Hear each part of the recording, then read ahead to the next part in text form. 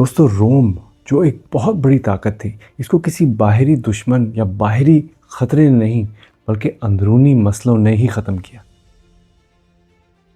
आज हम Julius Caesar का वो सफ़र डिस्कस करेंगे जिसमें उसने बहुत सारी जंगें जीती, जिसमें उसका राइज़ हुआ और वो लम्हे जहाँ रिपब्लिक ने अपने ही पाँव पे कुल्हाड़ी मारी। पहला चैप्टर, इटली पर कब्ज़ा। 2nd सेंचुरी बीसीई तक रोम पूरे इटली पर हुकूमत कर रहा था। बाहर से तो ये बहुत स्ट्रॉन्ग लगता था, लेकिन अंदर से काफ़ी कमज़ोर। स्लेव लेबर की वजह से छोटे छोटे जो फार्मर्स थे वो बर्बाद हो रहे थे। They could not make ends meet. वो इस वजह से रोम का जो मेन शहर था वहाँ आ जाते थे और वहाँ पर दूसरे बेकार और गरीब लोगों के साथ मिल के रहना, ज़िंदगी गुजारना शुरू कर देते थे। सेनेट जो थी वो अब कुछ अमीर फैमिलीज़ का एक क्लब बन चुका था। रिफॉर्म्स को रोकना उनका कह लो एक शौक सा बन गया था। इस बीच एक नया पॉलिटिकल स्टाइल या सिस्टम उभर के आ रहा था जिसका नाम था पॉपुलर्स, जो सीधा आवाम को एड्रेस करता था, उनको सपोर्ट करता था और सेनेट के अगेंस्ट उन लोगों को खड़ा करता था। इन्हीं पॉपुलर्स में से एक नाम बहुत उभर कर सामने आया जिसका नाम था जूलियस सीज़र। चैप्टर 2, सीज़र का बचपन। सीज़र 100 बीसीई में एक पुरानी लेकिन एक बहुत फाइनेंशियली कमज़ोर फैमिली में पैदा हुआ। उसका ख़ानदान अपनी जो नस्ल है या अपने जो एंसेस्टर हैं उनको वीनस से जोड़ता है। वीनस जो कि रोमन मिथोलॉजी में ग्रीक गॉडेस है, जो कि goddess of love, beauty, fertility and victory समझी जाती है। रोम इस वक्त सिविल वॉर से गुजर रहा था। मारियस और सूला की राइवलरी जो थी, इसने शहर को कह ले कि कब्रिस्तान सा बना दिया था। सूला की डिक्टेटरशिप में सीज़र बहुत ही मुश्किल से बचा। इनफैक्ट सूला ने एक बार तंग आकर ये भी कहा कि इसमें बहुत से मारियस छुपे हैं सीज़र के बारे में, यानी कि ये बंदा जो है ये एक दिन बहुत ख़तरनाक साबित होगा सूला के लिए। चैप्टर 3, सीज़र की स्टार पावर, जो कि अवाम का राजा बन चुका था। जब जूलियस सीज़र एडल्ट लाइफ में पहुंचा तो उसे ये पता चल चुका था, ये राज पता चल चुका था कि रोम को अब स्पीचेस और पब्लिक सपोर्ट से जीता जा सकता है। वो स्टाइलिश और चार्मिंग लीडर था और लोगों के लिए गेम्स, फेस्टिवल्स इनको अरेंज करता था। ये सब करने के लिए उसने बहुत सा कर्जा लिया, मगर साथ ही साथ बहुत शोहरत भी कमाई। सीज़र की जो करियर लैडर था उस पर उसकी जो स्पीड थी वो हैरानकुन थी। उसने अपने करियर में जो मार्के मारे या जो मेन इवेंट्स उसके जो करियर में थे उसमें एशिया के अंदर मिलिट्री सर्विस, स्पेन में क्विजिटर भी ये रहा। क्विजिटर क्या होता है? ये इंचार्ज ऑफ फाइनेंस, ट्रेजरी और इन्वेस्टिगेशंस करना, इसका इंचार्ज होता है। ये रोम में एडेल भी रहा, मतलब मैजिस्ट्रेट। ये in charge of public buildings, festivals, games, grains and water supply भी था। ये पॉन्टिफेक्स मैक्सिमस भी रहा, जो कि एक हाईएस्ट रैंकिंग प्रीस्ट होता है एंशिएंट रोम में। ये प्रेटर भी रहा, जो कि एक हाई रैंकिंग मैजिस्ट्रेट होता है एंशिएंट रोम में। और प्रेटर जो होता है वो उसकी अथॉरिटी जो होती है वो सेकंड इन कमांड कह लें, जो काउंसिल होता है, जो कि टॉप पोजीशन है, काउंसिल का सेकंड इन कमांड होता है। ये स्पेन का गवर्नर भी रहा और एक दफ़ा ये पायरेट्स ने इसको किडनैप किया और इसने अपने आप को वहाँ से छुड़वा के जब ये वापस आया तो इसने उनको पकड़ कर उन सबको मार दिया। हर जगह सीज़र पॉपुलर था और हर जगह इसके सपोर्टर्स थे। दोस्तों, 60 बीसीई तक सीज़र का गोल जो था वो क्लियर था। वो रोम का सबसे ताकतवर आदमी बनना चाहता था और वो बन चुका था।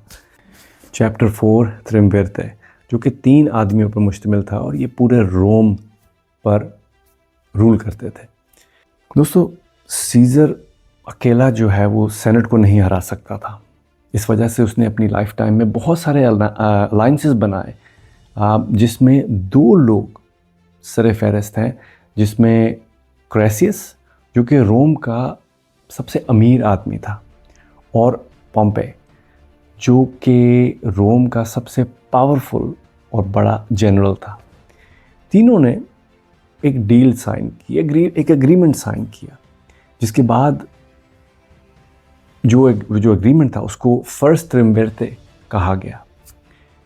बेसिकली इस डील में क्रासियस जो था वो इस ट्रियो को या इन तीनों को फाइनेंशियल और पॉलिटिकल फेवर्स दिलवाएगा। पॉम्पे जो था वो अपनी आर्मीज़ के ज़रिए लैंड और लेजिटिमेसी दिलवाएगा। और ऑफ कोर्स सीज़र को क्या मिलता है इन सब में? सीज़र को काउंसिलशिप मिलती है, जो कि is the highest ranking power. 59 BCE में सीज़र काउंसिल बन जाता है, अगेन सबसे हाईएस्ट अथॉरिटी। चैप्टर 5 सीज़र इन गॉल। गॉल में होता है एक लेजेंड पैदा। काउंसिलशिप के बाद सीज़र को मिलती है एक बड़ा प्रोविंशियल कमांड गॉल का। 58 से 50 BCE तक ये बहुत सारी जंगों में ट्राइब के बाद ट्राइब को हराता है, जिसमें जिन ट्राइब्स को इसने हराया उसमें हेल्वेती, बेल्गे, नेरवी, अरवर्नी, ये काफ़ी सारी ट्राइब्स शामिल हैं। इनके मैं नाम स्क्रीन पे शो करूँगा। इन सब को हराने के बाद वो दरिया राइन को क्रॉस करता है और ब्रिटेन पहुंच जाता है। हर जीत उसको ज़्यादा सोल्जर्स, ज़्यादा पैसा, ज़्यादा शोहरत और ज़्यादा ताकत देती है। रोम में लोग सेनेट की जो बोरिंग स्पीचेस थी वो सुनकर तंग आ रहे थे, लेकिन गॉल में सीज़र दुनिया ही चेंज कर रहा था। इस सब के बाद जब सीज़र रोम वापस आता है तो उसके पास एक ऐसी चीज़ है जो रोम के किसी जनरल के पास नहीं, एक पूरी आर्मी जो उससे पर्सनल लॉयल्टी रखती है, स्टेट से नहीं। Chapter 6 पॉम्पे versus scissor. 53 BCE में कार्सस मारा जाता है, और ये जो त्रिम्विरते जो इन्होंने क्रिएट किया था, जो कि कार्सस, पॉम्पे और सीज़र का जो एक एग्रीमेंट था, वो ख़त्म हो जाता है। अब सिर्फ 2 ताकतें रह गई हैं, पॉम्पे और सीज़र। सेनेट पॉम्पे को अपना चैम्पियन बना लेते हैं। वो सीज़र को हुक्म देते हैं कि अपनी आर्मी जो है इसको डिसमिस कर दो और रोम आकर ट्रायल फेस करो। सीज़र बेवकूफ़ तो नहीं, उसको पता है कि वापस आके ट्रायल फेस करने का मतलब है मौत। तो 49 BCE में रूबिकॉन रिवर के किनारे सीज़र थोड़ी देर रुकता है, खड़ा होता है और ये कहता है द डाई इज़ कास्ट। इसका मतलब है a decision has been made, और नदी क्रॉस कर देता है। इसके बाद सिविल वॉर शुरू हो जाती है, जिसमें पॉम्पे और सीज़र की फोर्सेस आमने सामने हो जाती हैं। Chapter 7 civil war. Pompey Greece भाग जाता है। सीज़र रोम में बिना किसी लड़ाई, बिना किसी फाइट के, ऑपोजिशन के एंटर हो जाता है, क्योंकि ऑफ कोर्स शहर खाली है। फिर ये जंग पूरे मेडिटेरेनियन तक फैल जाती है। पॉम्पे इस सब के बाद इजिप्ट भाग जाता है और वहीं कत्ल हो जाता है। सीज़र अफ्रीका और स्पेन में बड़े बड़े दुश्मनों को हरा देता है। दोस्तों, 46 BCE तक एक ही नाम बचता है, सीज़र। Chapter 8 dictator. रोम की जो सेनेट है, डर से या फ्लैटरी से सीज़र को सारी पावर दे देती है। यानी वही हुआ जिस चीज़ से रोमन्स सबसे ज़्यादा डरते थे, घबराते थे। एक आदमी और absolute power. Chapter 9 aides of March. इस टाइम तक दोस्तों सेनेटर्स जो कि खुद को लिबरेटर्स कहते थे, ये डिसाइड करते हैं कि सीजर को गिराना होगा। He has too much power.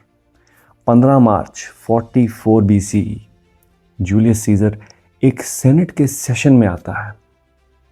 वो बैठता ही है इस सेशन के अंदर कि सारे जो कंस्पिरेटर्स थे, जो कि उसके खिलाफ कंस्पिरेसी कर रहे थे, वो सब एकदम इस पे टूट पड़ते हैं। छुरियां, शोर, बिट्रेयल, धोखा। और बीचों बीच सीजर का करीबी दोस्त ब्रूटस भी हमले में शामिल था। मरने से पहले सीजर एक बहुत मशहूर जुमला बोलता है जो कि इतु ब्रूते, जिसका मतलब है ब्रूटस तुम भी। दोस्तों चाहे ये स्पेसिफिक बात सही हो या गलत, किस्सा तो सही है कि सीजर मरने से पहले अपने दुश्मन पॉम्पे का जो स्टैचू था उसके नीचे उसके कदमों में गिर जाता है। रिपब्लिक अब बच गई है, या कम से कम सीजर को जिन्होंने मारा उनको इस वक्त यही लग रहा था। लेकिन दोस्तों असल में रिपब्लिक अब ऑफिशियली ख़त्म हो चुकी थी। सीजर मर चुका, लेकिन ऑफ कोर्स उसकी लेगेसी, उसका नाम और उसकी जो वॉर मशीन थी वो आज तक जिंदा है।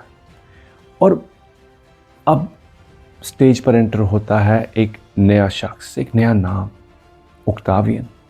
ये कौन था? ये सीजर का अडॉप्टेड बेटा था। ये एक ऐसा लड़का जो पूरे रोम को एक एम्पायर बना देगा। दोस्तों अगले एपिसोड में हम इसी चीज़ को डिस्कस करेंगे। Thank you for your support. हमें लाइक, शेयर, सब्सक्राइब ज़रूर कीजिए। हमें कमेंट में ज़रूर बताइए आपको ये शो कैसा लग रहा है। Until the next episode, thank you.